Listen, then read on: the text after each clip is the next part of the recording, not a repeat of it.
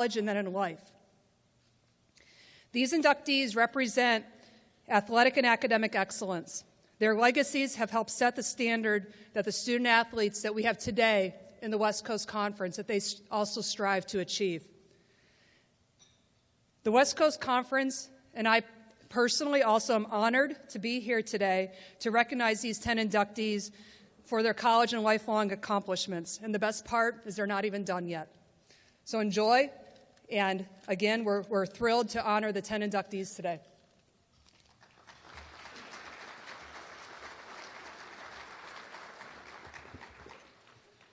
Thank you, Lynn. Now I'd like to introduce you to the members of the 2016 West Coast Conference Hall of Honor class. We'll start with Bill Cartwright, a three-time All-American. Bill Cartwright is San Francisco's all-time leading scorer and ranks third all-time in rebounding. His point total still ranks sixth in the history of the West Coast Conference, and his rebounding total is eighth. During his four-year career on the Hilltop, USF captured 3 conference titles and made 3 trips to the NCAA tournament. After departing the Hilltop, Cartwright embarked on a long and successful NBA career, and he has a new position with the University of San Francisco as Director of Special Initiatives, which was just announced by USF. Congratulations, Bill.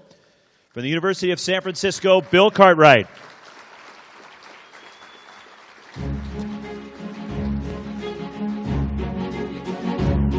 Bill Cartwright is synonymous with excellence as it applies to the University of San Francisco basketball. His records and achievements are endless. Bill was a 3-time All-American and a 3-time West Coast Conference Player of the Year. As a sophomore, he led the Dons to the #1 ranking in the country, and his team started the year winning 29 straight games. Bill was the #3 draft pick in the NBA draft in 1979 by the New York Knicks. He played 16 seasons in the NBA for the Knicks, the Sonics, and the Bulls. He won 3 NBA championships as a player and won 2 NBA championships as a coach. Bill had great talent, there's no doubt about that. But what made him special was his unselfishness. All he wanted to do was win games. So whatever it took, if it meant that maybe he doesn't shoot as much that particular game, or if it meant that all he had to do was rebound and play defense, that's exactly what he was doing. When I stood at practice, I always thought to myself, you know, we're a good team right now, but when you walk through that door, we become a great team. That's what an influence and that's what a difference that you made. So again, I just want to congratulate you, Bill, on this honor. It's well deserved. You'll certainly go down in history as one of the greatest players ever to play in the West Coast Conference. I don't think there's any doubt about that. Now it is my pleasure, on behalf of the University of San Francisco, to induct Bill Cartwright into the 2016 West Coast Conference Hall of Honor.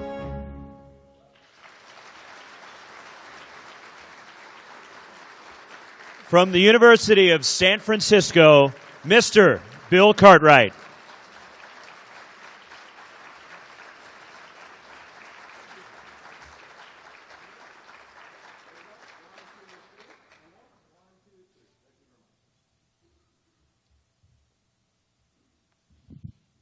Wow, that was very impressive. I looked pretty good there. You know, what's really funny is that there's so many special things that have really happened in my life, and I use that word for a reason. That one guy that I really respected when I went to Chicago was this guy, Jerry Krause. And this guy was all about special people, special things happening. And that really describes my experience at the University of San Francisco. I just want to tell one quick story about when we were able to win the championship in Chicago, and we were able to get past the Detroit Pistons finally after 2 years. My wife Sherry and I, we were at a parade in the park. Beautiful day. We're in a convertible. You have your shirt on. You've got your hat on. You're driving through. You're waving at the crowd. And I saw this little kid came up to me to congratulate me. So I reached down to shake his hand. He snatched my hat off my head. I wanted to go get him really bad. That was special. That was really special. But I've been lucky my whole life that I had a great mom and dad. My dad's a product of Texas. My mom's a product from Pennsylvania. Somehow they merged together, ended up in California. Thank God they had vision for that. 6 great sisters, no brothers. Special. We grew up in the country. So, my dad was a farm laborer. Believe me, nobody worked as hard as this dude. And he made sure you worked as well. So when I was 9 years old, I was big. I guess I was lucky. So I was driving a tractor at 9. And you learned a sense of what hard work was all about. Thank God basketball came along when I was 15 to get out of there. That was special. I was lucky enough to go to Elk Grove High School. And the reason I said that, because they had a coach there, a little bit crazy, but this guy could push you to a potential, Dan Risley. And I can promise you, after spending a year with this guy, you were able physically to play at your top potential. And lucky enough, we had kind of a Hoosier story. Now, there's guys as old as me in the room. So you remember, Elk Grove High School came to the Oakland Coliseum and won the Northern California Championship. That's like Hoosiers. That's special.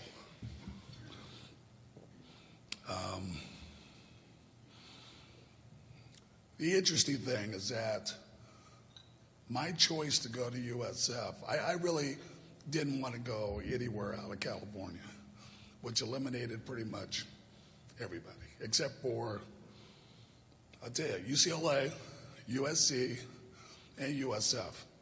And the biggest thing that I got from USF was it's a family. It's a closeness. It was close to my home. My parents could see me play. But the coaches there at the time, you saw one of them, Dan Bawalaby, and Bob Gaylord, they gave you a sense of family. Family, friends, we're together, we're behind you. Good, bad, we're there. What did I get at USF? This was really interesting. Now remember where I came from. Farming community. What were you inspiring to do? Go to work, get a job, go to Cosumnes, maybe go to Sac State. People were talking about being CEOs of companies. People were talking about working abroad. There were people from India, really, in school. So it was an awakening for me, going to school there. The diversity of it, the thoughts, so that later on, I'm probably the only black guy you know that owns a French restaurant. This is what I want to do. I want to mention some of my teammates because, believe me, I'm only a product of my family, my friends, and my teammates. These are some of my teammates that I came to school with. James Hardy, Woodford Boyds, Chubby Cox, Sam Williams, Alan Thompson, Rod Williams, Eric Gilbert, 2 San Francisco boys. Howard Smith from Oakland, tough kid, believe me. He hurt me a lot. Jeff Randall, Ray Hamilton. Ray was my roommate, and he was kind of our minister. He went to church every day. You had to be good around him. Marlon Redmond, 2 great guys that are no longer with us. Jeff Edwards, Tony Scaridi, Bobby Duran. Bobby Duran shared a lot of lunches together. Most of it was his, but we shared them. Wally Hayes, and naturally, the two guys that were probably the most instrumental in me coming to USF, Bob Gaylord and Dan Bawalami. I want to thank the WCC for thinking of me, inducted me into the Hall of Fame. I want to thank my wife, who's here. We've been together for about 36 years. We met in high school. She likes to tell the story about how I chased her down to go to the junior prom. We'll go with that. We have 4 kids: Justin, Jason, James, and my daughter Kristen. I'm all very proud of them. I have 5 grandkids, all boys. I like that. I guess we got to wait for a girl, but really like them.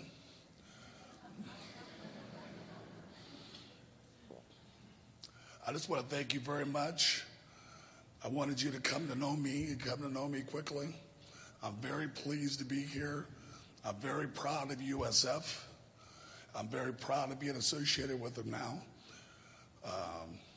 Father Fitzgerald has allowed me to come back. I'm very, very pleased. Thank you very much for your attention. Go Dons.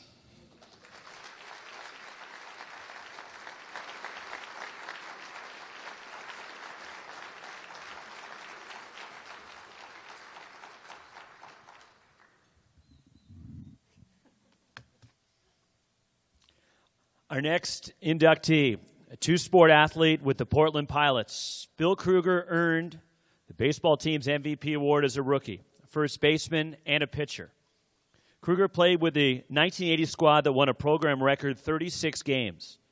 After departing the Bluff, Kruger began a long professional career, including a 13-year stint in Major League Baseball where he compiled 66 wins, 639 strikeouts, and 1,100 innings. Although he probably doesn't want to put me on his list of accomplishments, he was a broadcast partner of mine as well, calling some WCC basketball. From the University of Portland, Mr. Bill Kruger.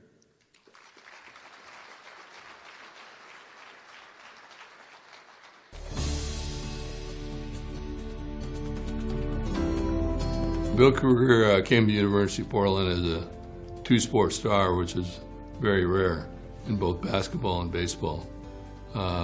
He was a starter in both sports for 4 years.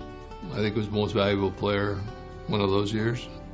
And upon graduating, he signed as a free agent with the Oakland A's and had 13 years in the big leagues. He was just a great athlete, and I think he brought to the team all the things coaches are looking for. He was dedicated, hardworking guy, a leader, you know, the type of person that low maintenance. Coaches always love that. But he was the epitome of a college athlete. One of the great things I think Bill and his wife have done, they gave birth to an autistic child, a girl named Chanel. And through a lot of hard work, both Joe and Bill, Chanel has completed her education. She's now in law school. And I think that's a heck of an accomplishment.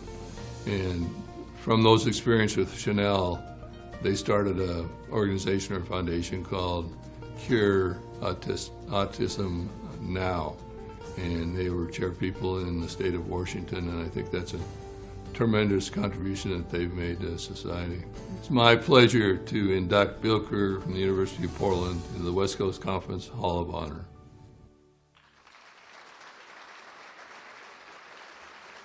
From the University of Portland, Mr. Bill Kruger.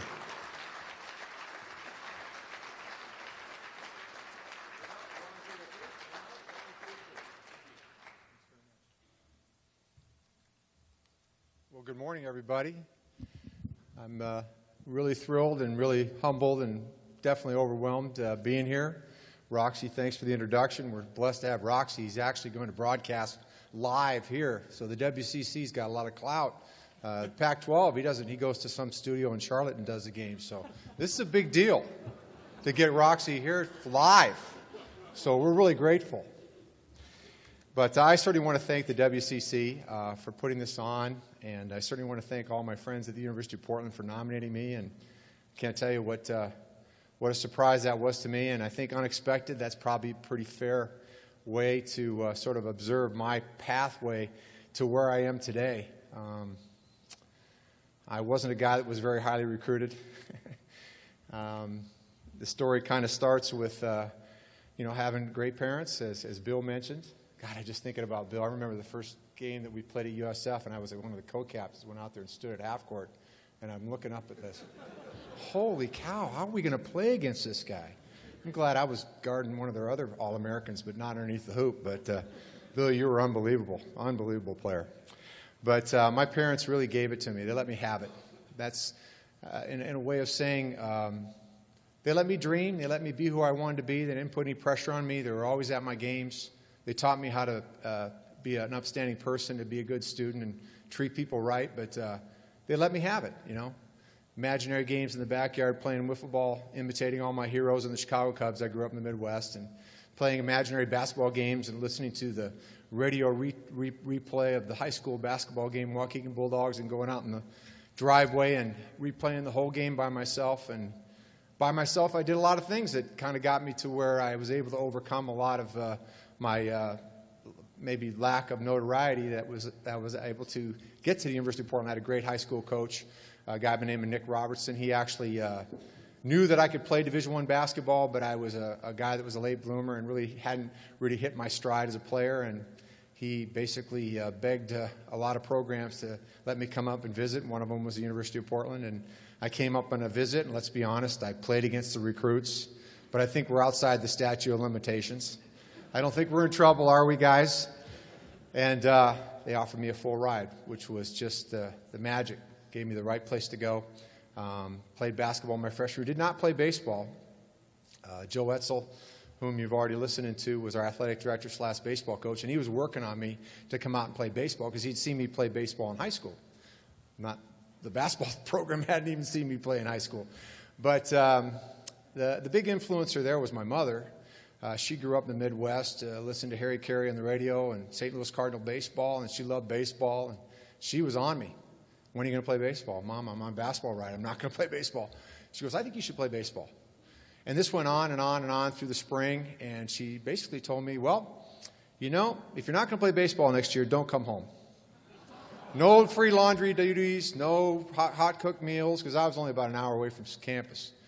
And I thought, oh, she's joking around, but she was dead serious. So between Joe and my mom, I turned out for baseball, and that worked out pretty good. We had a really amazing stretch of basketball and baseball at our school at that time I was there.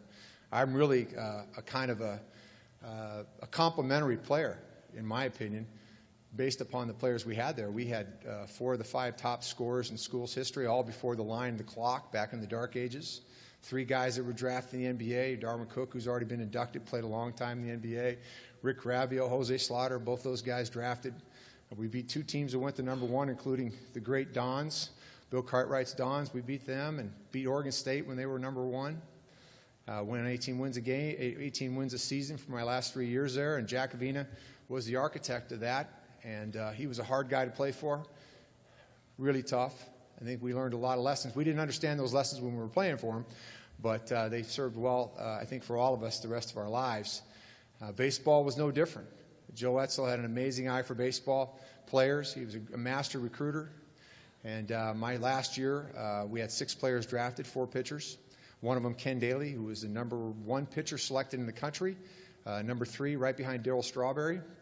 So we had every scout in the world out to watch us. So it was not a matter of exposure that I didn't get drafted because everybody was watching. But the big difference is that I did not pitch. So that's when the story really begins, because my good friend and coach Joe Etzel thought I could pitch, had seen me pitch in high school, and he basically called every scout and pushed every organization he could. I went through 5 tryouts because I was not drafted in the 80 draft.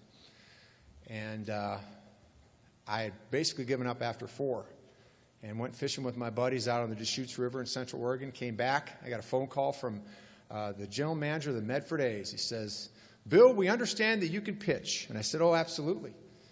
We want you to drive to Bend, Oregon, throw for us." I said, "Okay." Drove out to Bend, Oregon, threw for him, had zero expectation. This team was so bad. I mean, we should have been called the Bad News Bears and had Chico Bales bonds across our jersey because this was just a god-awful team. Charlie Finley was in the last year of owning the Oakland A's, and he was just a miser. If you remember those championship teams of the A's in the 70s, by the end of that decade, he had a Berkeley College radio station carrying the games. I mean, that's how cheap it got. So, of course, he didn't sign any draft picks in '80. So we were just a ragtag bunch of guys that were guys that nobody wanted. It was a fabulously fun summer, and I didn't win a game. But 2 years later, I was pitching in the big leagues.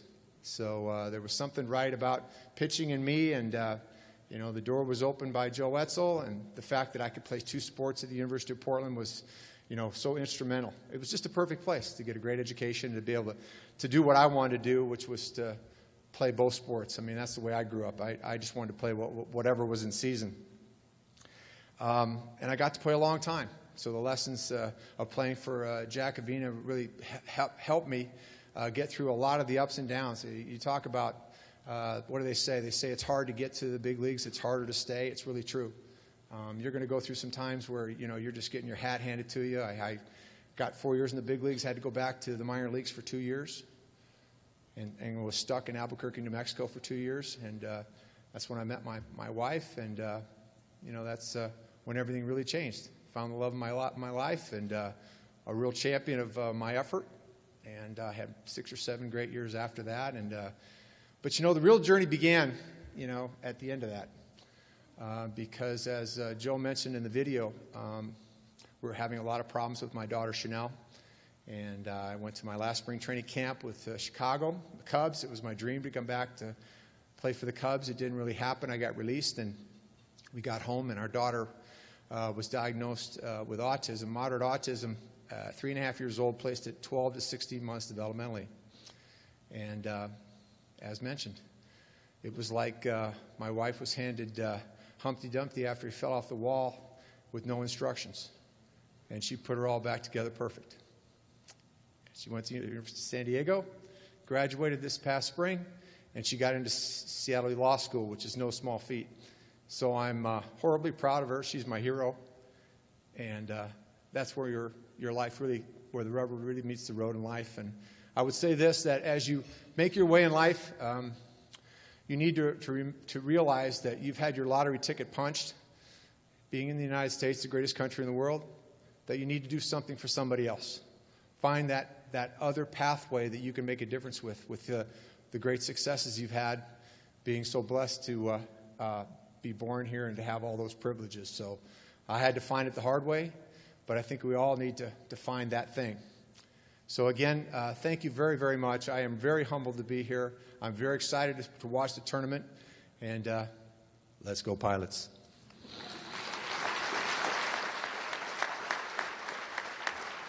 Before I'm remiss. I have a couple of friends here that I want to make mention. Jeff and Bev Heller are here. They took the trip from Seattle or from Portland down to see me, and I want to thank you guys so much. You're such great friends. Jeff and I played together at the University of Portland, and the fact that you guys made this trip, I just want to say thank you so very, very much. You're the best friends I could ever have.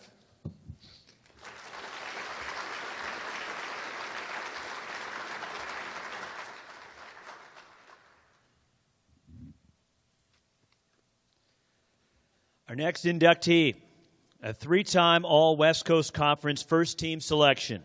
David Van ranks among the top 25 all-time in scoring in the West Coast Conference. His junior season was his best, averaging 17.5 points per game.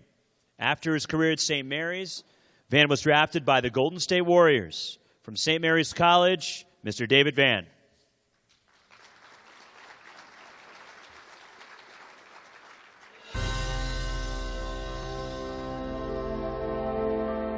David matriculated to St. Mary's College in the fall of 1978 to compete for the Gales on the basketball court. He immediately endeared himself to his classmates, faculty of the college, and to his future Gale teammates with his engaging personality, firm handshake, and warm smile. David was named the West Coast Conference Newcomer of the Year as a freshman and a first-team All-WCC selection in his sophomore, junior, and senior years. David went on to be the all-time leading scorer for our St. Mary's Gales, a mark that stood for 24 years. He personifies the example of what a student-athlete should mean to an institution of higher learning. David was selected in the 1982 NBA draft by the Golden State Warriors, spent time with the New York Knicks, and played for the former CBA franchise in Reno. As David realized his formal basketball career was ending, he sought counsel from those he looked up to. He was encouraged to begin the next steps in his journey and began pursuing his ability to achieve his lifelong goal, to be a loving husband and devoted father. He vowed to make this his life's mission. David married his wife Olivia after meeting her at St. Mary's and began their life together. On behalf of our beloved alma mater, St. Mary's College, it is my pleasure and privilege to induct David Vann into the 2016 West Coast Conference Hall of Honor. Congratulations from all of us old Gales who have loved and admired you for all these years, David.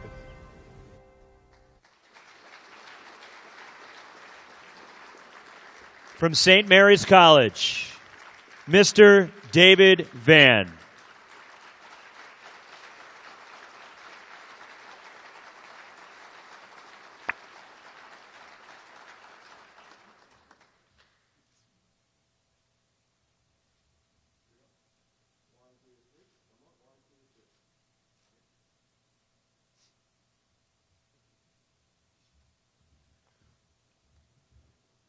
Well, first of all, I'd like to say good morning to everyone. This is a bit overwhelming, I'll tell you. This is my first opportunity to come to this event. A couple years ago, I was inducted into my high school Hall of Fame.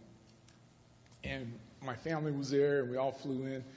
And so I walked around my campus, and I was trying to find out where the event was going to be held. And there was a handwritten sign with a crooked arrow on it. It said, Hall of Fame, dinner. So we walked into the dinner, and including my family, there was probably half of the soccer team and about 12 people. So that was a pretty easy event to be at and speak to. So like you see here, this is pretty interesting. It's a little bit overwhelming, but I can see I'm stepping up in life. A couple of things that are interesting when you have an opportunity to come and talk to people.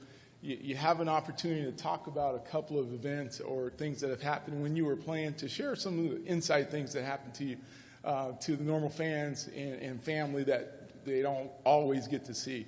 So a couple of stories that really stick to me involve some of the inductees that are here today that I think you'll get a kick out of.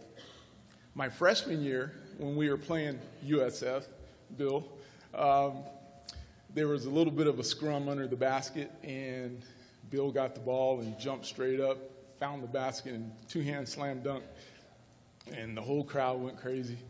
And when he came back to the ground after a while, he turned around and looked at me, and he said, "Hey, little man, get out of the paint before you get hurt." So it was at that point that I realized that I wasn't in high school anymore, and I was playing with the big guys. Another time, this inductee, he's not here, but he was a former player at the University of Nevada, Reno. And it was our last game of my freshman year, and it was a pretty heated event, and it was about to go overtime.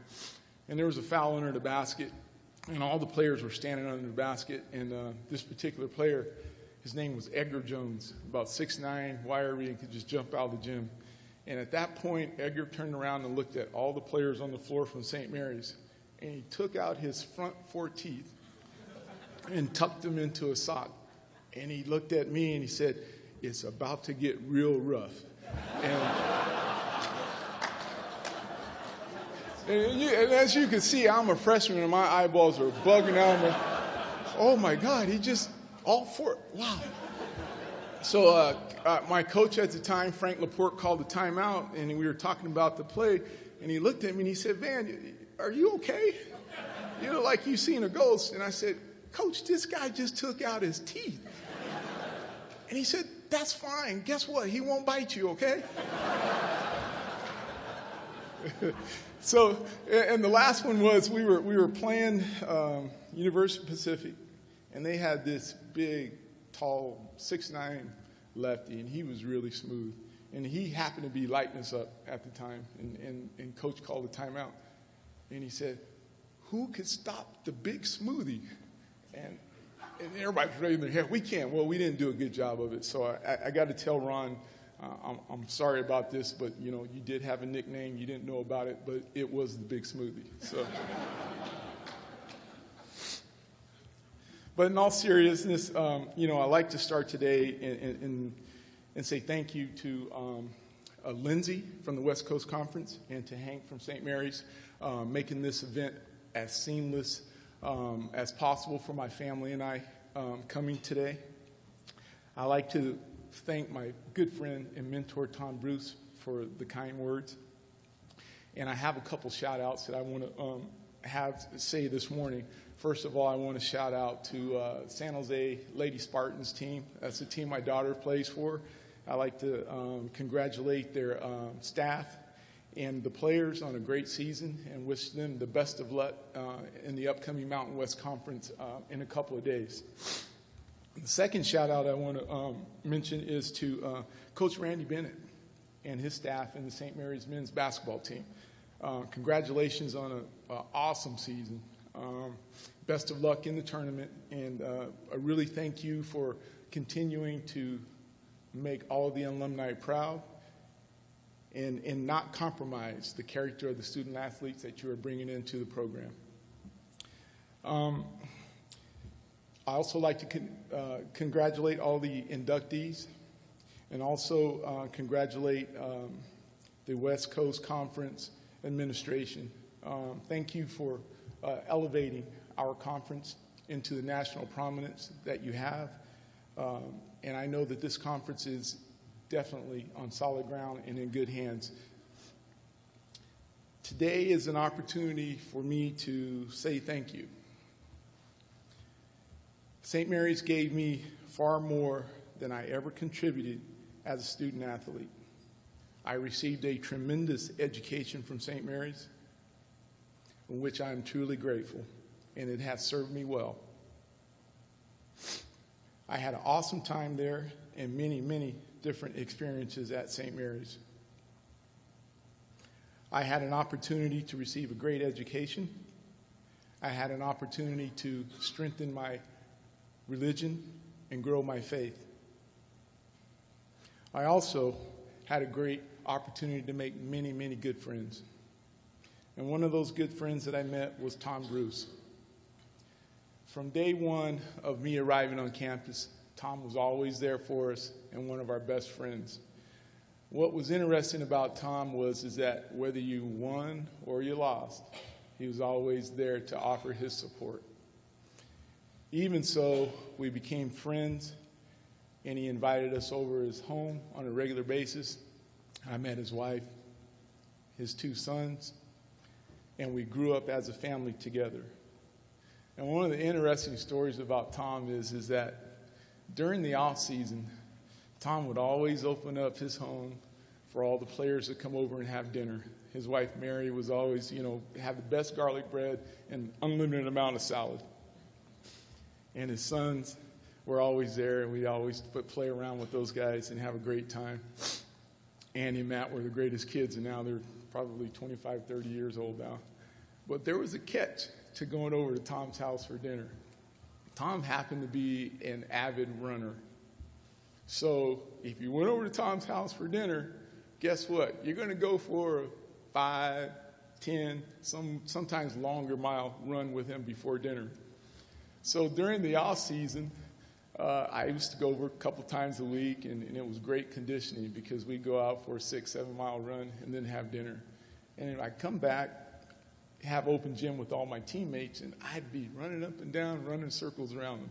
And I call the guys, hey, I'm going to Tom's house. Anybody want to come? You guys going to run? I go, yeah, no, I'm good. I'm not going to go. So a funny thing happened. Just about the time before the season started, I'd make a phone call, and anybody want to come with me? All of a sudden, more and more and more teammates came with me. So we had an opportunity to get in shape before the season started. And Tom, whether you knew this or not, your official title, you are our off-season trainer. So congratulations, you didn't know that, but you were our off-season trainer. My path to St. Mary's was a little bit odd. After having a serious injury in high school, I fell off of most schools' radar. And even as a young child, the odds were stacked against me. As you see, I probably, in most accounts, should have been just another statistic of someone who fell through the cracks. When I was 9 years old, my parents got divorced and my father left.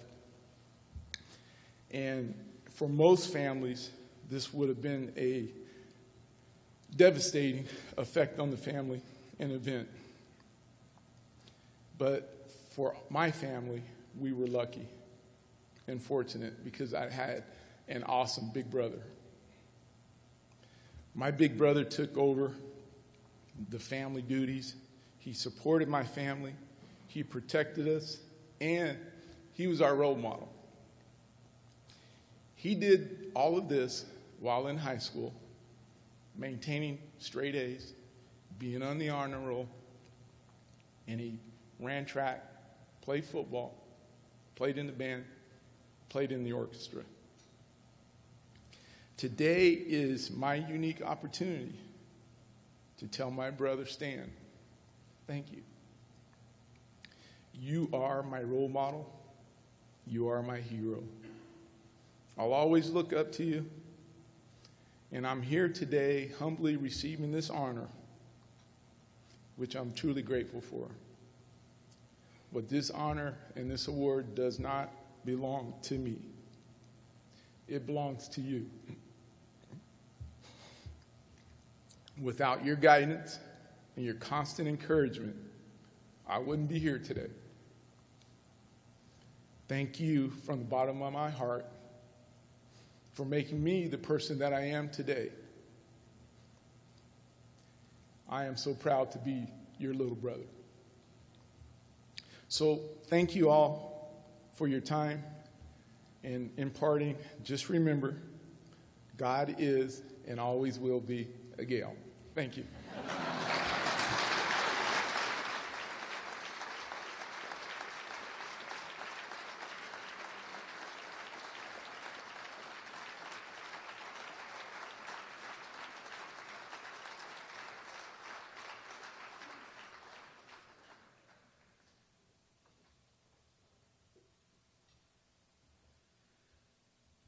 The most decorated female student athlete in BYU history, Dylan Duncan Sariani rewrote the school and NCAA volleyball record books while leading the Cougars to 4 consecutive NCAA tournament appearances.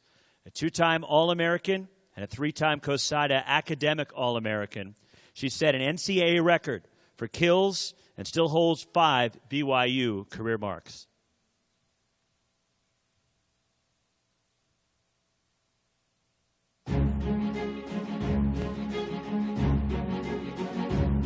Dylan's the most decorated female athlete in BYU history. She has received many, many accolades for her accomplishments, not only as a volleyball player, a student, but as her service in the community and to her family. Dylan came to us as a 6'3" standout player of basketball in the state of Utah. I just happened to think, well, wonder if she'd be interested in volleyball. Made a visit to her home, we talked, and she decided to come to BYU and play volleyball. And she put everything she had into volleyball, as well as into her academics. She is one of those people that does everything the very best she can do, even if it means no sleep. After she left BYU, she went to play volleyball with the national team, and she played pro ball in Switzerland. She not only played the game well, she conducted herself well as she played the game. She's known often for using honor calls to indicate that I played the game fairly. And she always was concerned about the opponent and had great relationships with the opponents as well.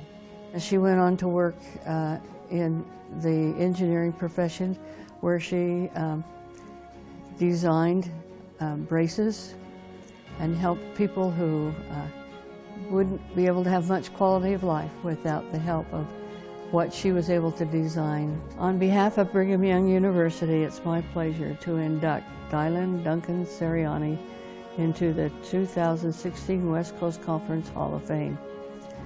Congratulations, Dylan. It's well deserved. This award fits well with you and your life and what the conference stands for. Congratulations. You're wonderful. Keep up the good work.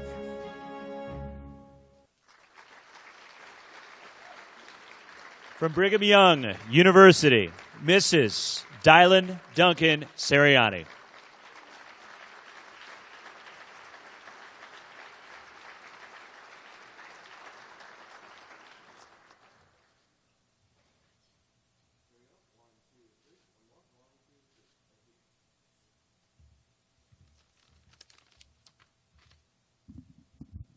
Well, I was hoping when I saw the flags all listed up here, because BYU is first alphabetically, that I would get to go first, and then I wouldn't have to suffer by comparison of the people that came before me. Because how do you follow those three amazing guys that just spoke to us? It's such a huge honor to be here, completely out of the blue. In fact, my kids were when I was trying to arrange everybody's schedule, get people off of work, fly people in from college. Mom, we're going to Vegas? What are we going to Vegas for? And I said, I'm just getting some award. And they're like, for what? And I told them I was being inducted into the Conference Hall of Honor, and they said, but you haven't done anything for 25 years. What are they inducting you in there for? And it feels a little bit like that. And I'm sure after hearing all the descriptions of how honorable you've behaved and all the accomplishments that you have after your career, my kids are looking at me going, what are they thinking? I don't know what they're talking about. So I also want to thank Lindsay Jones. Where is she? Where is she? She's right over there. Thank you. Can everybody just give her a hand for all she's done for this? So I'm sure that I was probably the most difficult person she's ever worked with, because I can't make a decision and I can't corral people very well. So I really appreciate her patience with me. And I want to also thank, I see a theme here, that there have been amazing people in the lives of the athletes that are being honored, and that's mostly what has shaped us and helped us to accomplish what we've accomplished in life. And for that, I want to thank my parents, who drove down from Salt Lake. I think all three of you guys cried before, right? So this is okay. This is going to be tough for me to get through. They've molded and shaped me in my life, encouraged me at every game that they could possibly be at. My mom actually came and traveled with the team my senior year a little bit and was down in New Mexico, which I feel comfortable talking about since they're not in this conference. But she was sitting in the pit at University of New Mexico, and we were playing volleyball there, and I think that they spit on her because she was cheering for BYU there. And so she's one of my staunch supporters, and will go through anything to follow me and do what I need. And they're such great examples of parents for me, of what it means to be a parent. And luckily my kids, we live in San Diego and they're in Salt Lake City, so they don't see what great parents they were, so that I don't suffer by comparison. It's the most important job and the most fun job that I've done, is being a parent. And I have 5 very different, very great kids that I love more than anything in the world. And I know that they, I know that they love me because they're really helpful with me sometimes. Like, for example, on my iPhone, like, all I have to do when I text somebody, if I text no, it comes up, of course, honey. Isn't that awesome? It makes it so easy for me to answer questions when they text me stuff. Does anybody want to fess up on who that was? I think I know, don't I? I think I know who that was. Dang it, I was hoping to find out who that was today by putting them on the spot. Anyway, I love my kids. I really appreciate the effort that it took them to be here today. I also really appreciate my husband, who, after helping put me through grad school at Berkeley, was working and putting me through school. And he said to me, we had 2 kids by that time, and he said, you know what, I think you really need to try out your education. You've been going to school for 23 years. So why don't you, I'll stay home with the kids for a little while, and you go to work.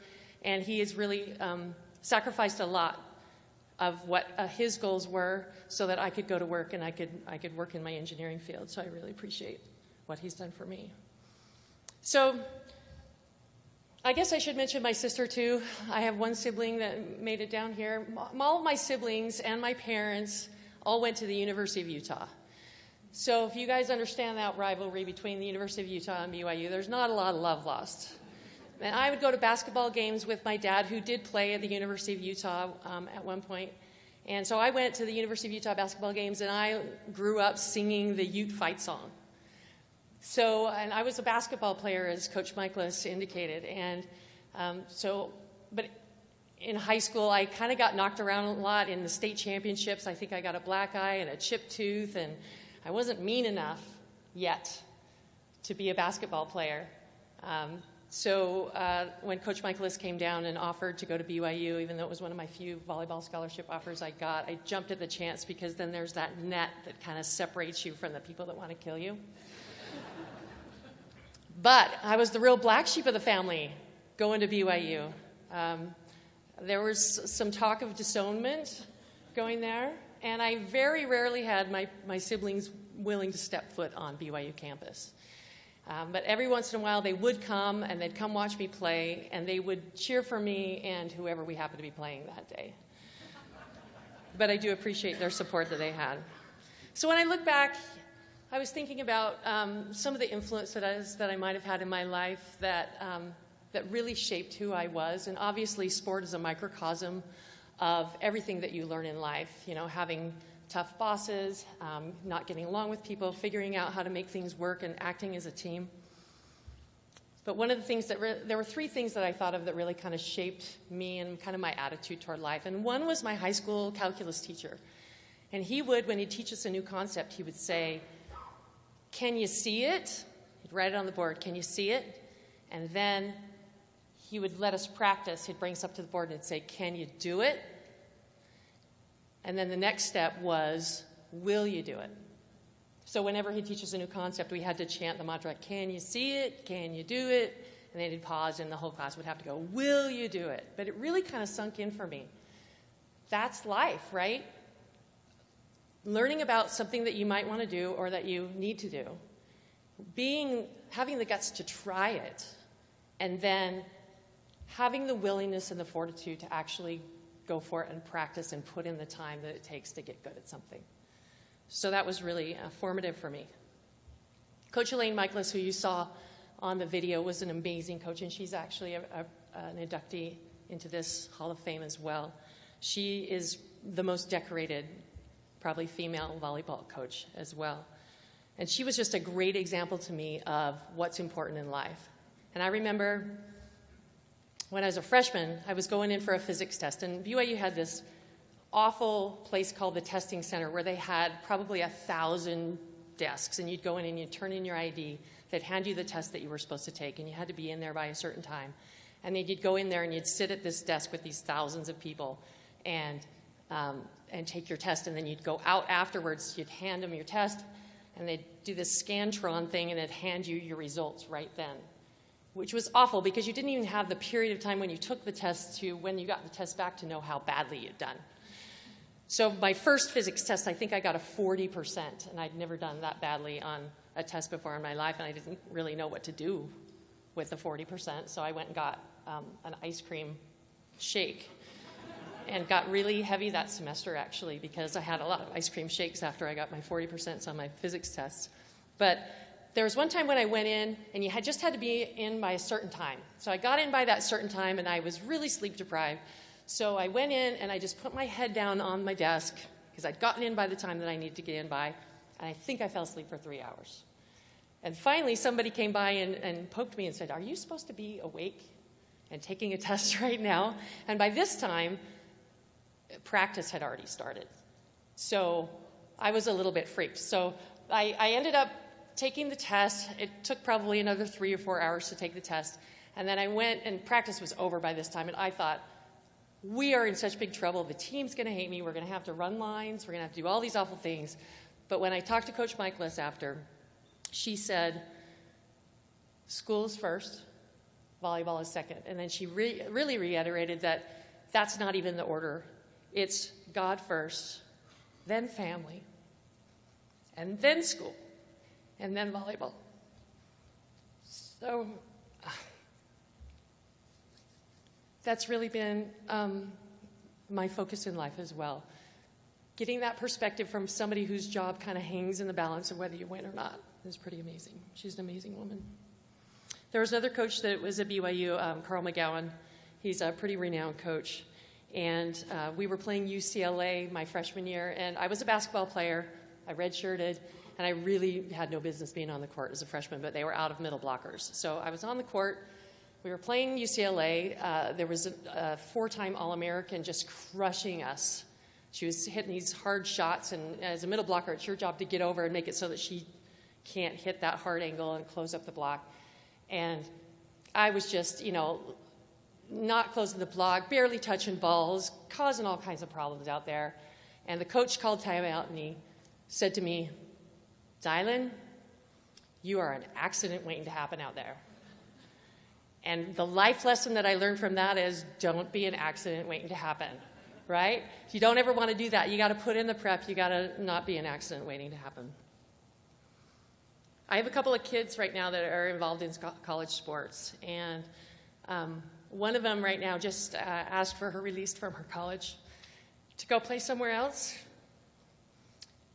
because she said, I love the way she described it, she said, the coach and I don't see eye to eye anymore. The coach doesn't want me to love volleyball anymore.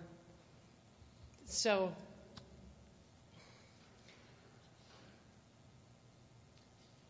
I just feel very thankful for BYU and the wonderful experience that I had there. There was never a time that I didn't love volleyball, that I didn't love the school, didn't have a great experience there. And it's just such a classy institution. So I just want to say I'm very thankful for this amazing honor. I'm thankful for the people behind the scenes that do all this work, that do all the organization, that make it so that we as student athletes get to have this amazing experience. And it feels like, as previous led, that we don't really give anything back. We get the awards, we get the glory, we get to play, and it's all because of the people in this room that do the amazing things for us and give us this great experience and allow us to follow our dreams. So I really appreciate this honor. Thank you very much.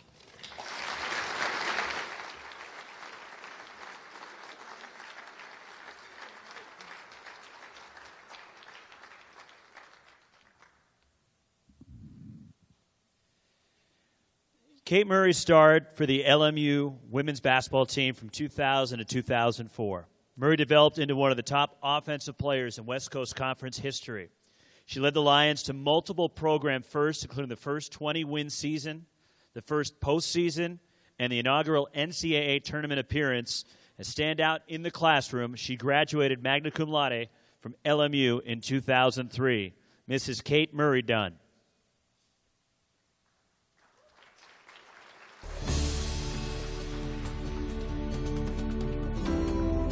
I think what's so amazing about Kate Murray is the opportunity that she brought to LMU and LMU women's basketball. During her tenure, during her time here, she brought our program to many firsts. She led us to our first conference championship, our regular season championship. She led us to our first NCAA experience.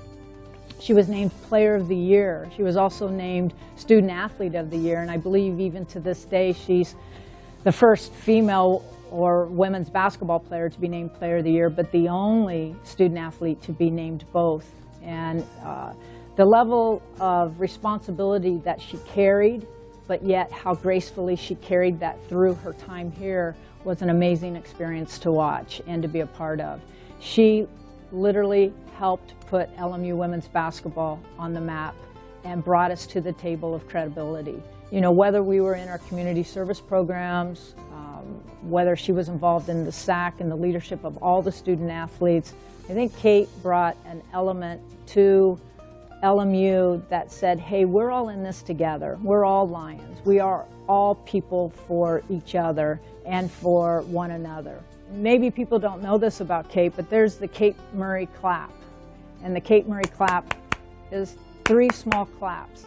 You know, Kate didn't celebrate big time on the court, and she was never really one to boast about her accomplishments. But when something good would happen on the court, or she would do something, you know, extremely well on the court, she would come out of that play with 3 little claps.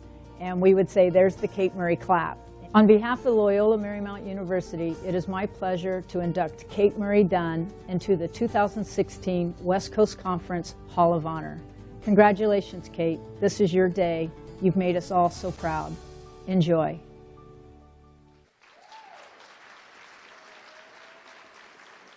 From Loyola Marymount University, Mrs. Kate Murray Dunn.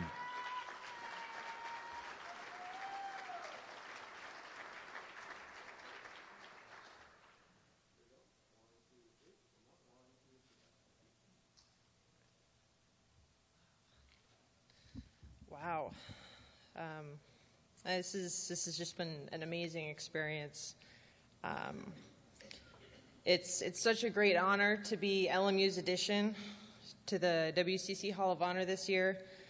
I'm truly humbled because I'm in the company of really, really wonderful athletes and really wonderful people. To be on the same list as LMU legends like Bo Kimball and Rick Adelman, and of course Hank Gathers, who played his last basketball game 26 years ago yesterday. You know, I wouldn't ever have dreamed to be where I am today. So thank you, LMU. Thank you, WCC. I'm incredibly honored. The WCC is blessed with a rich history of athletics. When I went to high school in Portland, Oregon. I went to Jesuit High School, so I had a wonderful college preparatory experience. And most of the schools I was looking at were West Coast Conference schools. I think I went on visits to USD and USF, as well as LMU. I went on the campuses of Santa Clara and St. Mary's.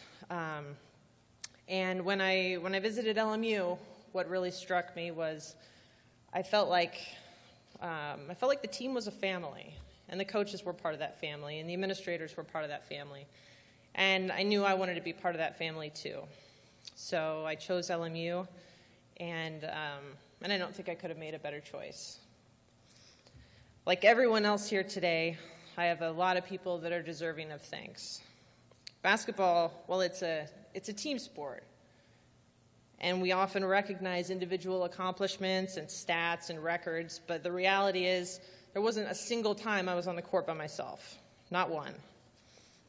I had teammates who pushed me and challenged me and made me a better person and a better player, and they continue to support me to this day. I have several teammates here. I want to thank you for coming. You know, one of my most formative times, I think, at LMU was my first senior year. I actually played in 5 games my first senior year before I blew out my ACL in practice, and spent the rest of the year on the bench. And I don't know, if being a senior, I had kind of already resigned myself to the fact that this was, my last year, and, rah-rah, and we're going to have a great year, and then to kind of, have the opportunity to reset and experience it all over again. It was something I definitely didn't expect, and I didn't welcome, having the ACL injury, but it gave me the opportunity to not play basketball for a year, to watch, to learn from my coaches, to learn from my teammates. I think I learned as much in that year about myself as a basketball player and about the game itself as I did playing, because I could watch and I could see, the things that my teammates were doing that were great, the things that I was missing as a player. When I came back for my second senior year, I think it just gave me such a gift to be able to come back and play and experience everything all over again, even though I felt really old. But it was an amazing gift, and I was able to, take advantage academically as well and get an MBA out of it, which, at the end of your year or your time at LMU, it's probably like this at other schools, being on scholarship. I got a little sheet of paper that's like, oh, this is what your scholarship covered. And when you look at that, I mean, it's amazing the resources that LMU and other schools put into athletics. And I can't thank LMU enough, and I can't, other schools putting the same type of resources into athletics. It's a commitment, and we all thank you. I also was fortunate enough to have the same coaching staff for many of my years at LMU, which doesn't always happen in college athletics. So Julie, Lynn, and Tammy, thank you for developing all of us, both as athletes and as strong women and role models. I count them all as very good friends to this day, and I'm lucky to have them in my lives. Last, I'd like to thank my parents. I have two of the most loving and kind and supportive and smart and honest and hardworking parents in the world, and I would absolutely not be here today if it weren't for them.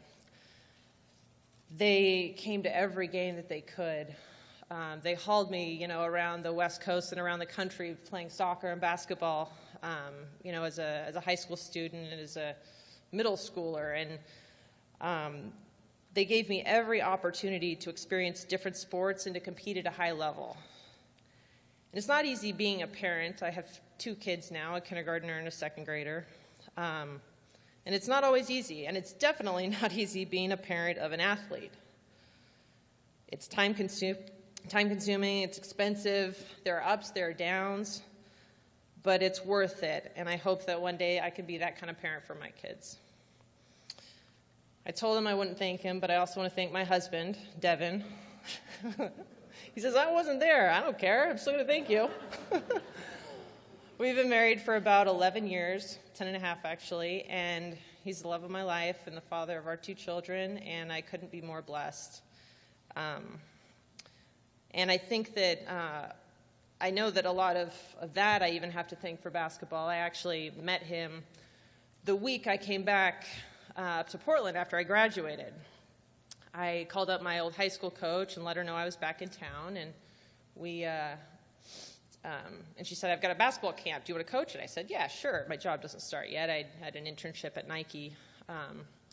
So I went and coached at this basketball camp, and that's where I met my husband. And we went from there. We were married about a year later, actually. So, I think that as an athlete, it's kind of a given that you go to practice to prepare for your competition. It's kind of, there's one thing and it always leads to another thing. And we grow from those experiences. Whether, my high school and club experiences led me to where I was in college. Those collegiate experiences gave me the tools, that I use today to this day in life. And I think that having that courage to be who you want to be, do what you want to do, is something that I learned from LMU and learned from my teammates and my coach. And it's something that I'll never forget. It's made me who I am today. So last, I'd like to thank the WCC and the university and athletics administrators for supporting collegiate athletics, because we all really appreciate it, and we wouldn't be who we are today without that support. So thank you.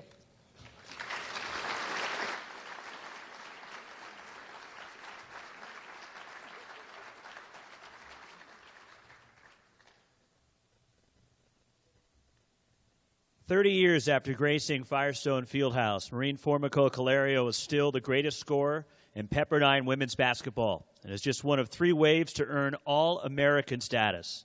She shattered multiple offensive records, inaugural first-team All-WCC selection. She twice ranked in the top 20 nationally in both scoring and rebounds.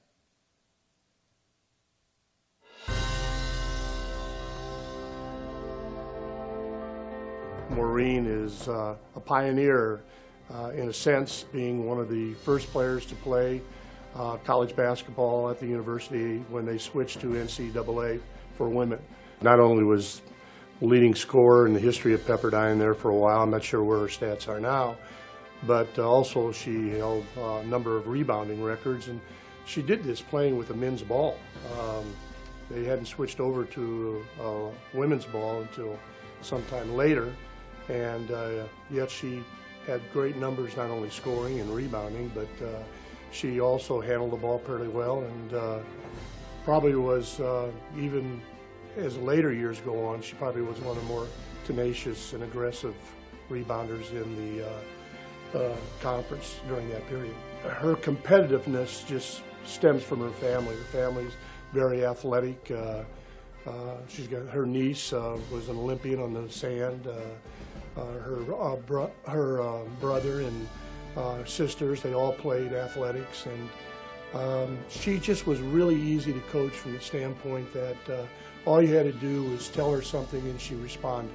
She was our leading scorer, one of the leading scorers in the league, and one night she just, in the first half, couldn't make a shot. She couldn't do anything right offensively, yet at halftime she had 12 rebounds.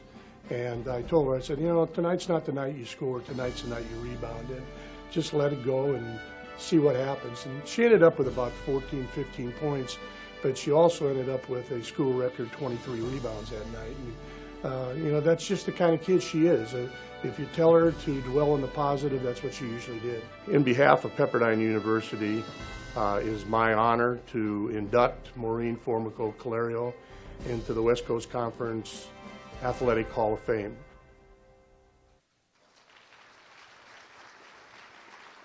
From Pepperdine University, Mrs. Maureen Formico-Calario.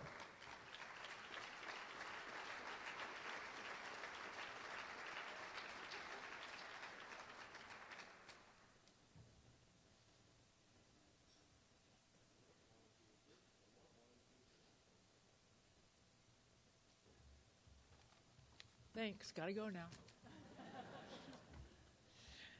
Okay, I'm not going to be as winded as the rest of my clan, but I too want to thank Lindsay for all her. I'm pretty anal too, so she got a lot of emails from me. Thank you very much for your kind words and your stroll down memory lane. I would like to thank the WCC Hall of Fame Selection Committee for this amazing honor. It meant a great, great deal to me, and I'm truly humbled here. First of all, I'd like to congratulate my fellow inductees. It's such a thrill for me to share the stage with you. I have such great respect and admiration for all of you.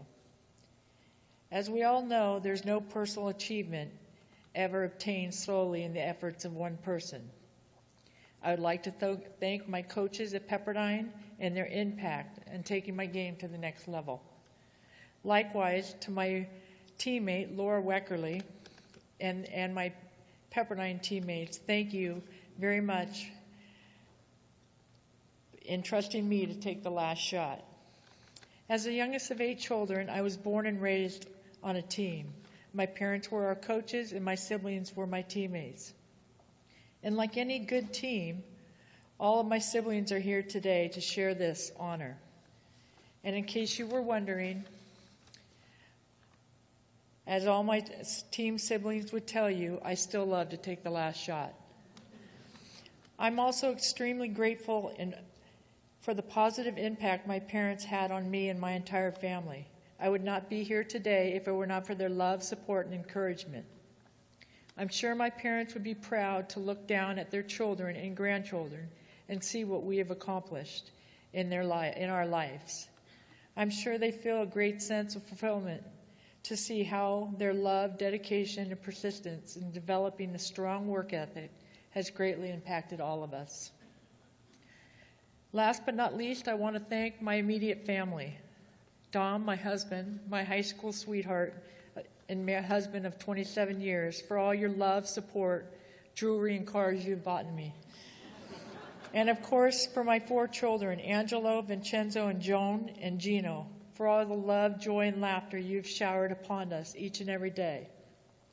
I have been very blessed, and I thank you.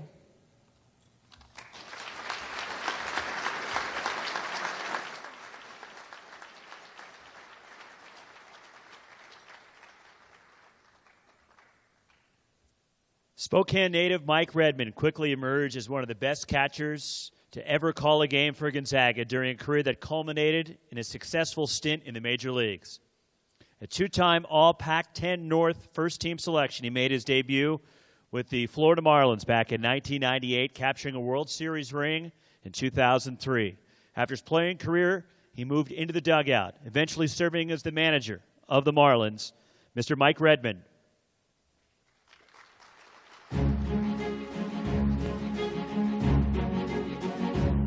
Mike is a man that has tremendous natural leadership and a tremendous feel for relationships, not only with his family and every team that he's played on and then eventually become a leader, but also his school and his teammates.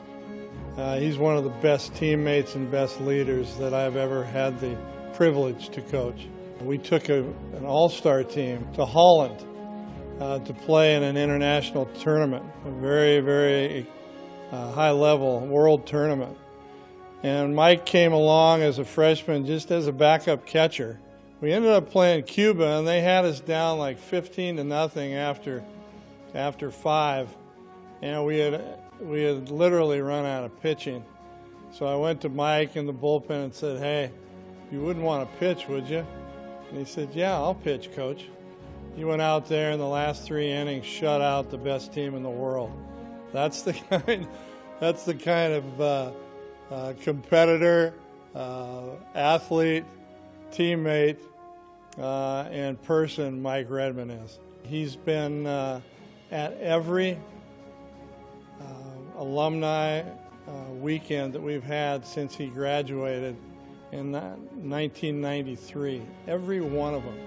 And every time he comes back to lead and be an example for what an alum should be for the program. It's home. There's no question it's home for Mike when he comes back to support this program every year. On behalf of Gonzaga University, it is my pleasure to induct Mike Redmond into the 2016 West Coast Conference Hall of Honor class. Mike and Michelle and Ryan and Mookie, congratulations.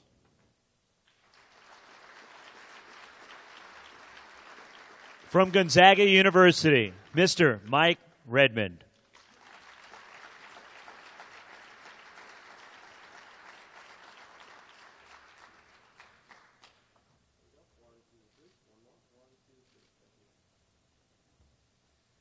Well, I'm already crying, so don't worry. I'm going to cry at least 3 times up here, so just so you get ready for that. Like everyone, I'd just like to thank the West Coast Conference and for putting this on and thinking of me and Gonzaga as well. This is my second hall. One is in Portland, Maine, in a minor league team that I played for. So that one I didn't get to speak at, so I get to finally thank some people. And I think as a player, you go through your career and you don't ever think of days like this. And so to get up here and be able to thank people is so important. My wife obviously would not be up here today without her, so that's a no-brainer. Raising our 2 beautiful boys and me. This is our, we've been married for 16 years. Today is our 10-month anniversary. It's the first time we've spent 10 consecutive months together in 16 years. So we're celebrating in Vegas. So hopefully we can keep it going, maybe go for a full year together. Coach Hertz, the gentleman in the video. Wow. You know, thanks is not even enough. You know, he gave me an opportunity to go to a great school and get a great education. Not only myself, but my brother. I have a twin brother. We both played there at the same time. And he taught me, well, number one, he kept me in school. You know, one time, I have to tell a story, but I missed class one time, and he called my dorm room, and of course I answered like an idiot, and he goes, "Hey, Red, aren't you supposed to be in school?" And I said, "Yeah, Coach." And he goes, "Get down here right now." And I'll never forget that conversation. He blew my doors off, and I deserved it, and I never did that again. But he kept me going. He taught me to love baseball, to love my teammates. He made me tough. He was tough on us. I think he always saw that I had more in me. And sure enough, as a baseball player, I found a way to get to another level. And Randy Wynn, who played in the big leagues too, understands that to be successful at that level, you got to find a way to get yourself to another level. And Coach gave me that opportunity. But most importantly, just thanks, Coach, for being there. You mean so much to me and my family. Thank you. I'm not great at talking about my career. Honestly, I was reading that little write-up and kind of, you know, saw some of the stats, and I don't really look at that stuff. But all I ever wanted to do was play baseball. That's it. That's all I wanted to do. And Gonzaga gave me that opportunity, along with my brother, and I will forever be grateful for that. And it was a great ride, and I got to share it with a lot of people, and have a great life. This is the first year I haven't been in spring training, 23 years, and I feel good. I do. It's fun to be home and to be a dad. I haven't been there all the time, and it's nice to, as my wife says, to have you home and check into the family. So that's it. I have to thank my dad. My dad passed away in 2000. He missed most of my career. He used to drive up above Gonzaga's, the old field, and sit there and watch practices. And in all honesty, it used to drive me nuts because I was like, God, doesn't he ever work? Why does he want to come watch us practice? And I didn't like it. But now being a father, and I sneak into my kids' practices, I try not to I don't want to make them nervous. I get it now. I get why he was there. And I think like any son, you want him to be proud of you. And I wish he was here today. But thanks again. This does mean so much to me. And I cried more than you did. So, yeah. And I'm fine with that. But thanks again, guys. I do appreciate it. And I'm truly honored and humbled. Thank you.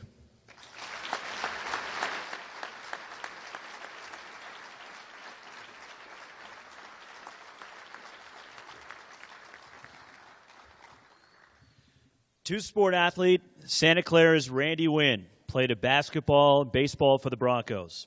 Wynn was a member of the 1992-93 Santa Clara basketball team, which defeated the number 2 seed Arizona Wildcats in the first round of the NCAA tournament. As an outfielder for the baseball team, Wynn guided the 1994 Broncos to the program's 9th NCAA appearance. Wynn was drafted in 1995 and began a long major league career with Tampa Bay in 1998. Randy Wynn.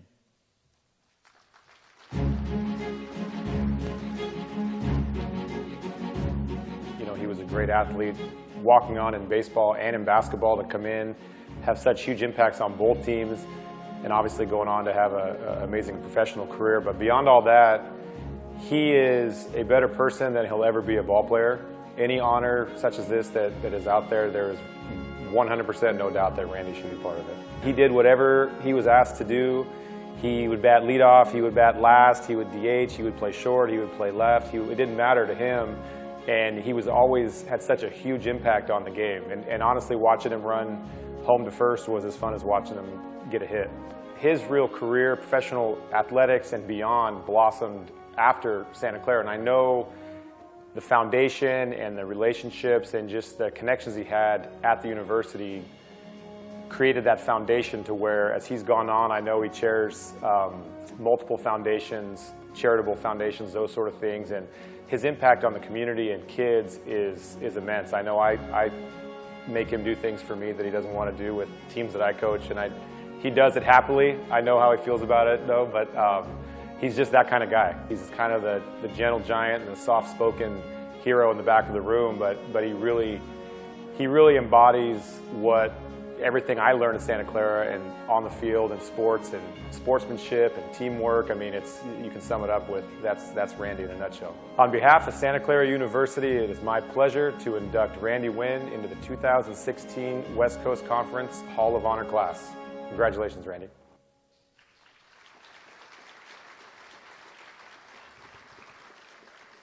From Santa Clara University, Mr. Randy Wynn.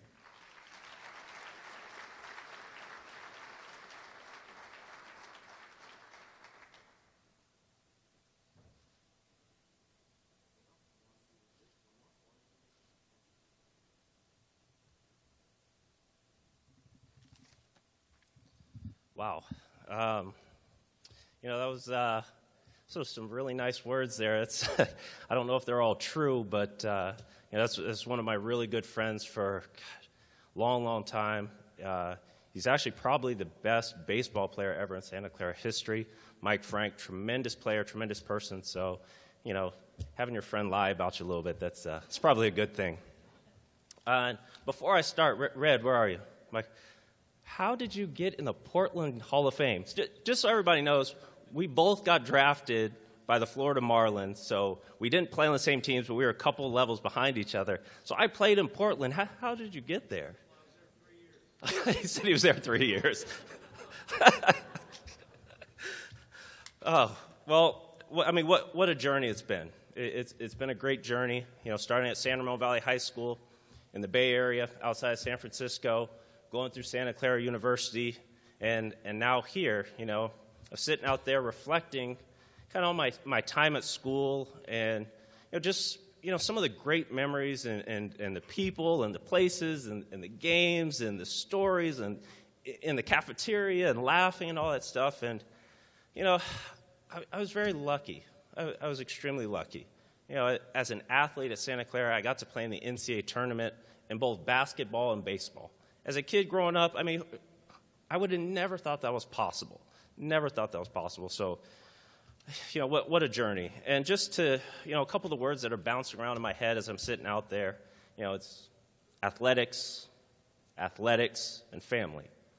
And my parents, they were the ones that set me off on the right path. They were the ones that stressed academics over athletics. Randy, make sure before you go out and play, before you can do any sports, make sure you get your homework done. You've got to get good grades. And that really shaped the person that I became, shaped me going to Santa Clara and shaped me and put me on the right path. Speaking of family, I have some family here. I got 2 little guys who you've probably heard throughout the ceremony yelling and whistling and clapping. Sadia and Shannon, a kindergartner and a 2nd grader, so that's my little guy right there. And my wife, Blessings, thank you. We met, and I won't go into the long story, but I say we met in college. She says we met in high school. We met one time at a basketball game before college, so I guess we did meet in high school. But she also went to Santa Clara. She's been there throughout my professional career, the ups and downs as a professional athlete, always been there with love and support, so my rock. So my wife, Blessings, thank you. I'd also like to congratulate all the other honorees out there today. Congratulations on your individual achievements, and just an honor to be honored along with you guys. I'd like to thank my school, Santa Clara, just for them thinking of me. Mike said it on the video.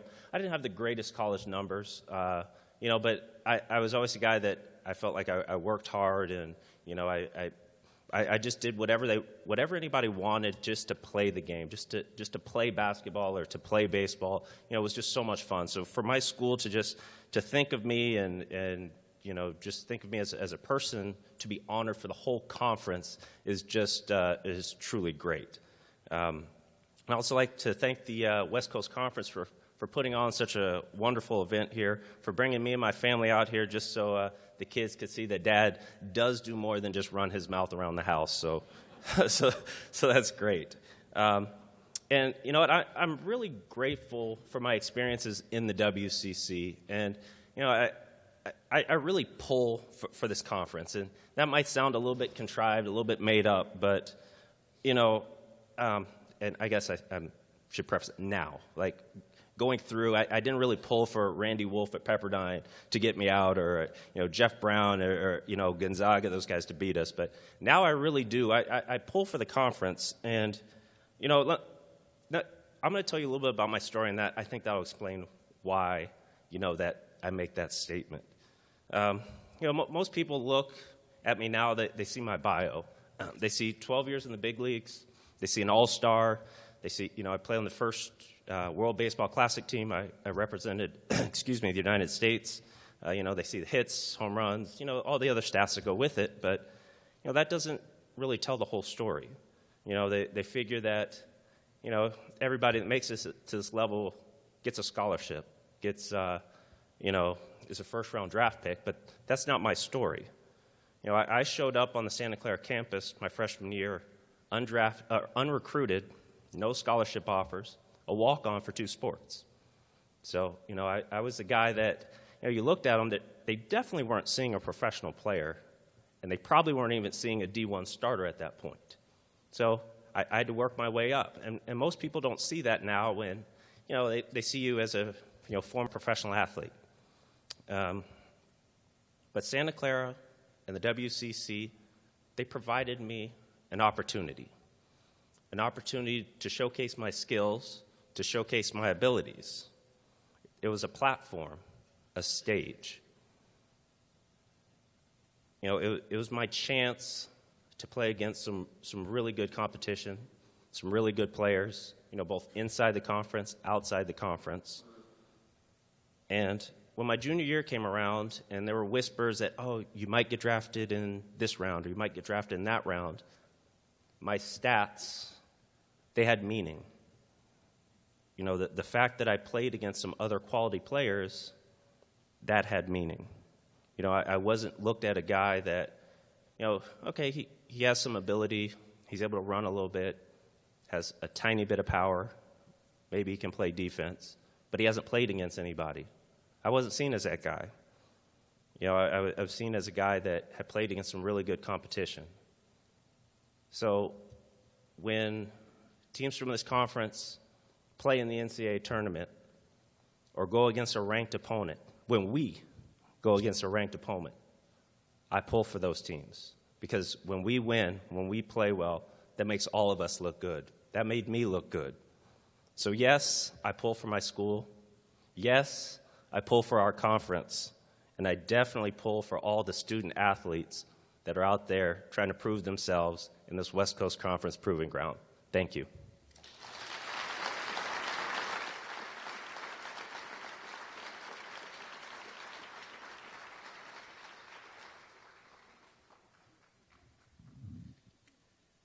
Ron Cornelius played for the University of Pacific from 1977 through 1981 and departed Stockton as the all-time leading scorer. A 2-time All-American, his scoring record still tops the Tiger annals, and he also set a PCAA mark for career rebounds, still good for 4th all-time at Pacific. A 3-time All-PCAA first-team selection, he was league MVP as a sophomore, propelling the Tigers to the NCAA tournament. Ron Cornelius.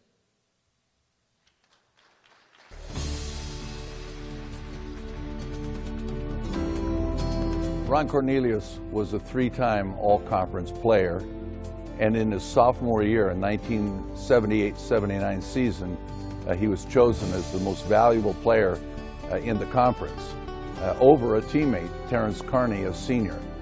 He had a truly great season and was one of the vital cogs in a championship team here at the University of the Pacific. He went on and played in Europe, and he played in 7 or 8 different countries. He speaks several languages, and I'm not surprised.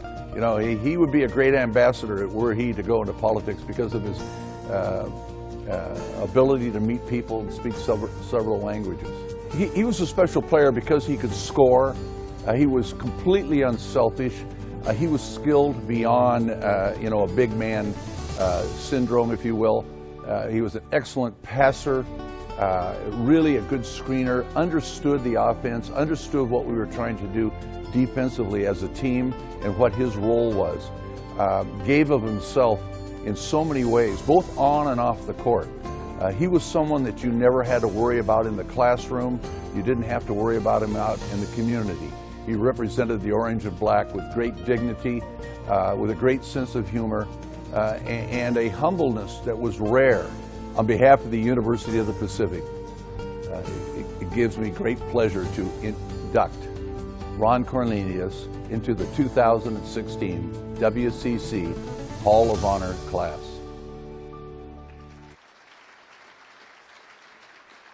From the University of Pacific, Mr. Ron Cornelius.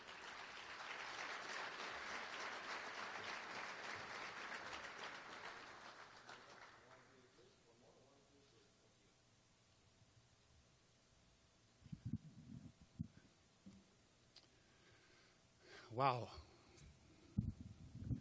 Thank you so much for this incredible honor.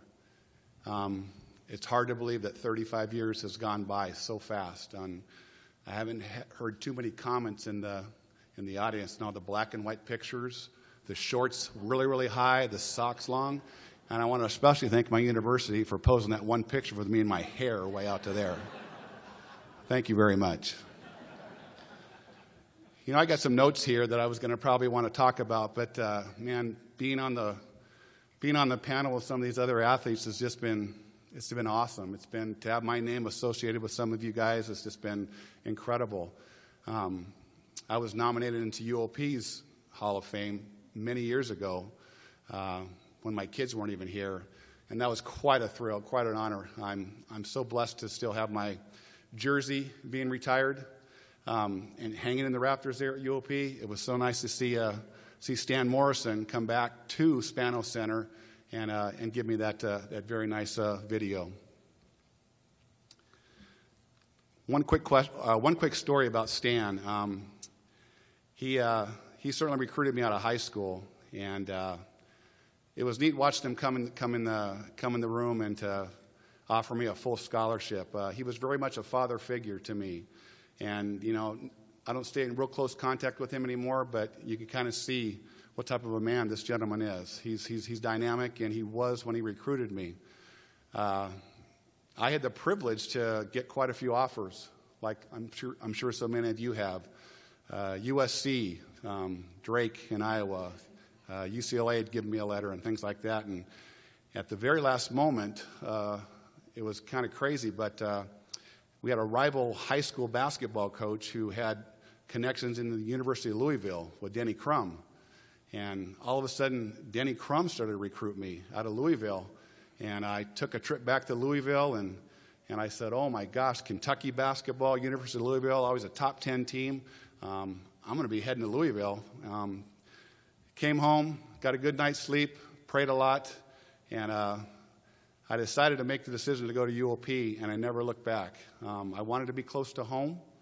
I wanted to be able to play in front of my family, my parents, and UOP is a phenomenal institution. I still believe it's the oldest chartered university in California, back in 1851. We got some representatives here from UOP. Thank you guys so much for coming. Got some alumni there that still remember when I was playing back in 77 to 81. It was just a great, great place to get an education. Some of you guys may remember one of my fondest memories is playing where we played in the Stockton Civic Auditorium. I hear the chuckles. I think David Van, you probably came there as well. And what's this big smoothie, by the way? The big smoothie, huh? That's what the Gales were saying about me, huh? That's pretty cool. Quick story about the St. Mary's team, though. This was in 1978, the year we actually made it to the NCAAs. And we're up there playing in St. Mary's. And we're having a horrible first half. I mean, they are smoking us like you wouldn't believe. Stan Morrison comes in, and I'll never forget his pregame speech because that changed who we were and who we are as a team. He came in at halftime, didn't talk tactics at all. He flat out just said, he goes, you guys, right now the bus is warmed up. Do you want to go get on the bus and go home, or do you want to go out and play? Well, we went out and played, okay? It was about a 25-point deficit. We cut it to 3. We still lost the game. We started that season 1-6. That's when my roommate, Rick Paulson, comes to me and says, guys, we got to turn this thing around. This is a true story. We get back off the bus from the St. Mary's game, and we all agree to go meet in the UOP campus gymnasium and sleep in that gym overnight, okay? Stan Morrison pretty much said, we're practicing tomorrow at 7 a.m. So we were all slept in the gym that night. It changed our season. It changed who we were because from a 1-6 start, we ended up winning the PCAA and going to the NCAA tournament. It was really a great year. So thanks for that comment on being the big smoothie, though. One more quick story. I've been asked over my career who are some of the best or who is some of the best players I've ever played against. Well, one of them is here right now, and he may not remember playing against me, but it's Bill Cartwright. Golden Gate Invitational, 2 years in a row, we're playing against these guys. We got Bill Cartwright, James Hardy, and, I put a few pounds on over the years. When I was recruited, I was 6'9", 178 pounds, okay? Playing forward and center. Coach says, you got Cartwright. Right, I got Cartwright. I go out there to play against him, and Stan's yelling at me on the bench saying, Cornelius, get around him, get around him. With all due respect, Bill, I couldn't get around you. You had a nice, big, wide, well, you know what I'm talking about. I just couldn't get around it. Good times, though, really good times. I'm just so blessed to be here, and I want to do the same thing and thank Lindsay, thank Commissioner Lynn for this prestigious honor. It's been just I'm just overwhelmed by this honor.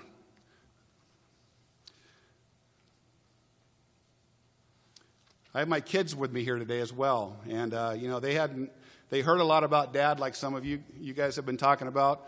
And they haven't really got a chance to see Dad with all the awards that he's had. So, again, here we are talking 35 years later, but I got my 2 kids with me at the table. One is Andrea, my daughter, and my son Daniel. They are the light of my life. They are such a blessing to me. They're great kids, great people. I've had the joy of being a dad to them. I've had the joy of coaching my son, and I've had the joy of my son killing me on the golf course right now. But I want to close now, and I really want to talk about one quick thing, and that is back to UOP. We were asked earlier what was one of my fondest memories, and that was probably playing in the Stockton Civic Auditorium. There's no three-point line back then. It was an old opera house. As some of you guys can recall, we had a sloped basket. On one end of the floor. The floor actually sloped where when you were shooting from that corner, it was 11 feet off the ground. Huge home court advantage. You remember that, don't you, Bill? Huge home court advantage. We were voted in Sports Illustrated as one of the top 10 toughest places to play back in the day. And, the people in the front row, their feet were right there on the floor with us. It was just an amazing place to play. Jam-packed, 3,000 people. It was our form of the pit, and we really enjoyed it.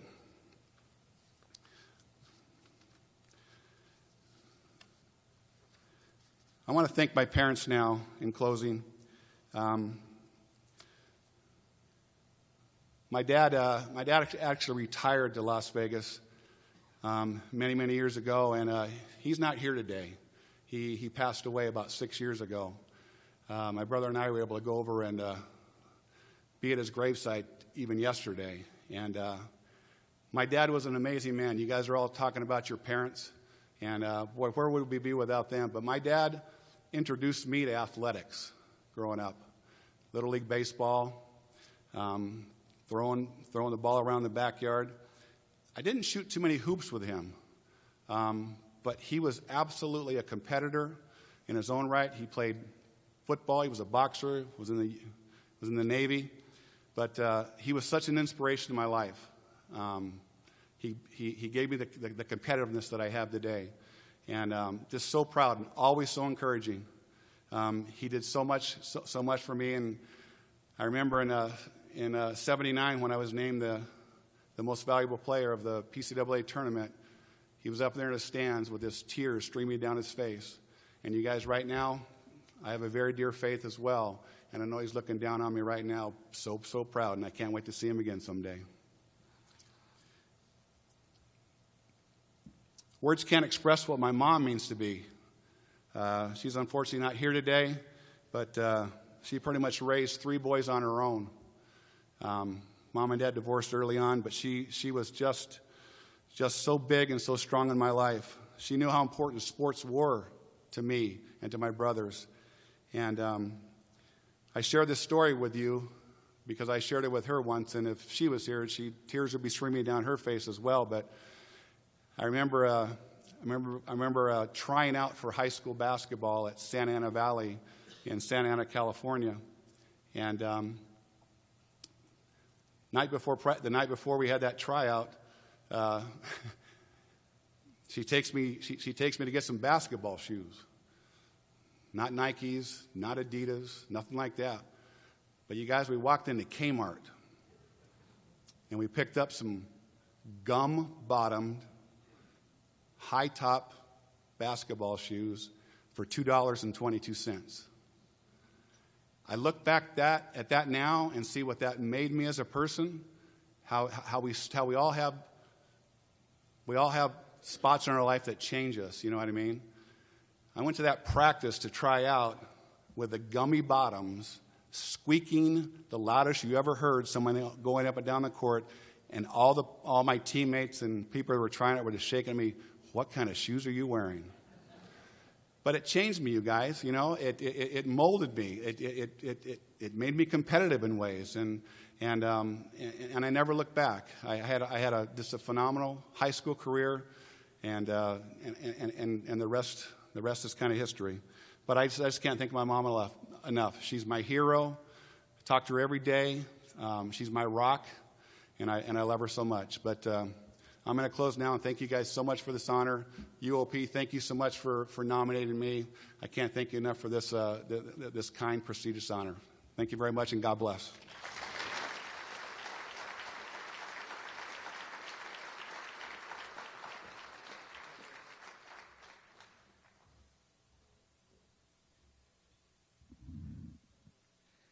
And our final inductee, Susie Erpelding Brasso, excelled on the basketball floor and in the classroom during her time at the University of San Diego. Following her final campaign in 2000, she was the program's all-time leading scorer and was the first Torero to crack the 1,500-point plateau. As a senior, she propelled the Toreros to the West Coast Conference Tournament and appearance in the NCAA tournament.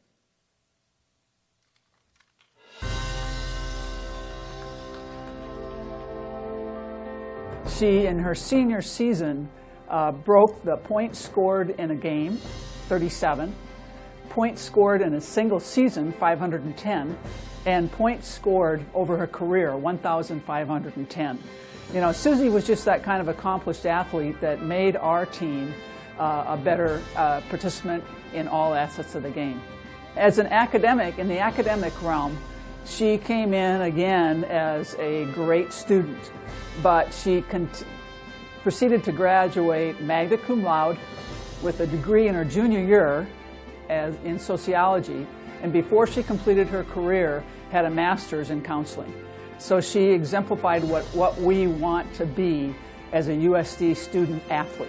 Susie was not only a basketball player and a great student, but she was a great person as well. She grew up in a large family, and I think one of the things that is kind of embodies what our school is about is volunteering. We did a lot of volunteer projects. We ran the summer camps. Our athletes are always active in student government, and Susie was one of those people that was always ready to do her part in those endeavors.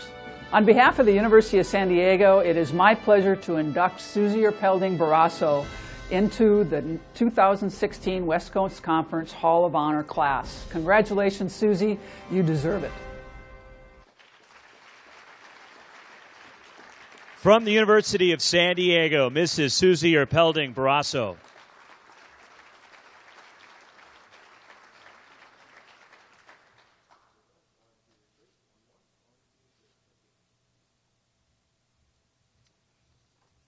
Well, I'm not sure they saved the best for last, but I will take my turn.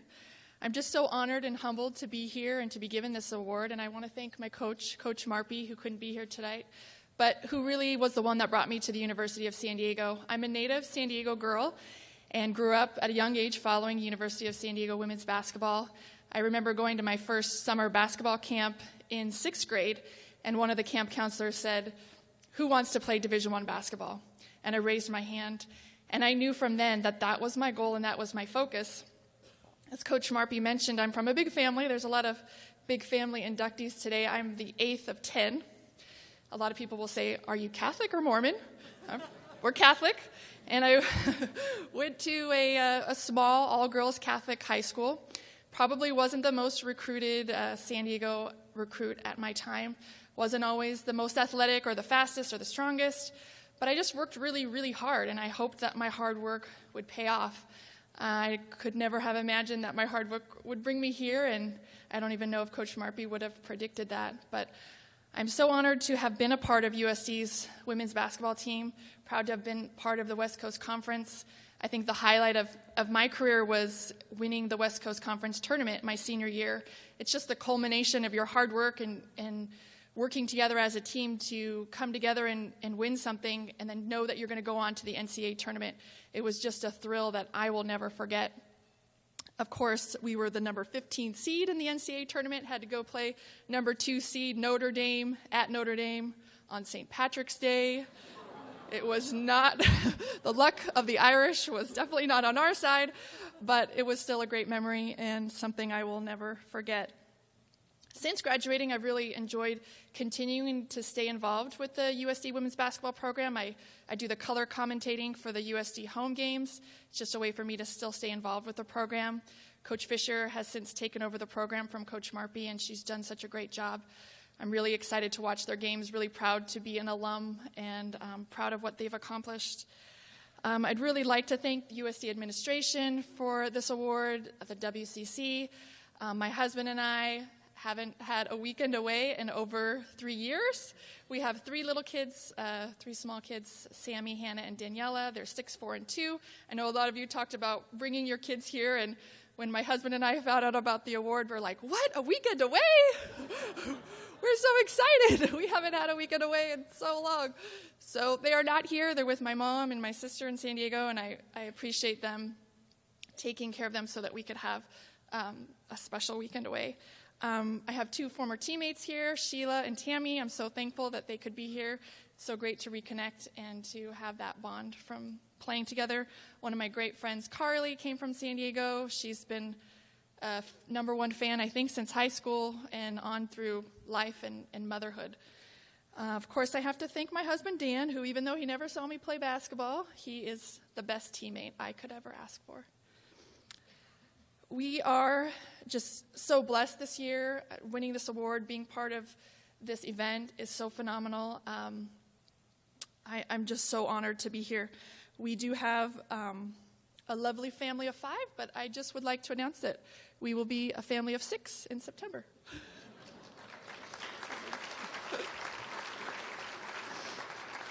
So thank you, Lindsay, for organizing this event, for being so easy to work with. Thank you, WCC. Thank you, USD administration.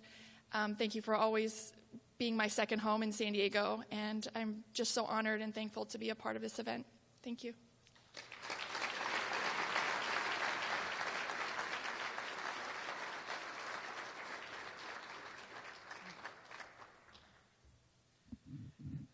This concludes our 2016 West Coast Conference Hall of Honor induction ceremony. On behalf of Commissioner Lynn Holtzman and the entire West Coast Conference staff, thank you all for joining us this morning. How about one last hand for all the inductees?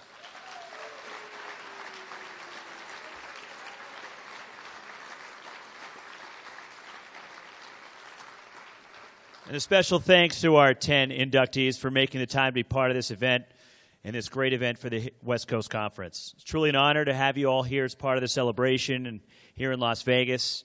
We ask that you, before you leave the ballroom, come back up one more time for one group picture with all your plaques of the 2016 class, the Hall of Honor for the West Coast Conference.